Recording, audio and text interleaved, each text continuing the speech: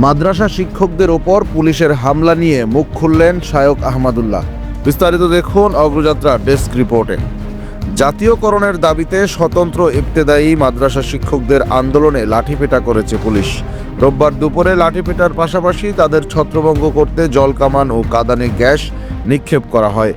এর আগে জাতীয়করণের ঘোষণা সহ 6 দফা দাবিতে জাতীয় প্রেস ক্লাবের সামনে অবস্থান নেয় স্বতন্ত্র ইবতেদায়ী মাদ্রাসা ঐক্যজোট আন্দোলন বাস্তবায়ন কমিটি। পুলিশের লাঠিপেটা, জলকামান, সাউন্ড গ্রেনেড ও কাঁদানে গ্যাসের শেল নিক্ষেপ করা একদম ভালো কাজ হয়নি বলে মন্তব্য করেছেন বাংলাদেশ জামায়াত ইসলামীর আমির ডক্টর শফিকুর রহমান। রোববার রাতে নিজের ভেরিফাইড ফেসবুক পেজে দেয়া এক পোস্টে এ মন্তব্য করেন তিনি। এদিকে পুলিশি হামলার সমালোচনা করেছেন আলোচিত ইসলামিক বক্তা ও আস-সুন্নাহ ফাউন্ডেশনের চেয়ারম্যান শায়ক আহমদুল্লাহ। এ নিয়ে ফেসবুক স্ট্যাটাসে তিনি বলেন, ভাত দেবার মরদ নেই, কিল দেবার গোসাই। স্বতন্ত্র ইবতেদায়ী মাদ্রাসার ক্ষেত্রে এই জিনিসটাই ঘটছে বিগত 40 বছর ধরে। সিলেবাস, কারিকুলাম, নীতিমালা সরকার সবই চাপিয়ে দিচ্ছে, কিন্তু ন্যূনতম জীবন ধারণের মতো বেতনটুকুও দিচ্ছে না।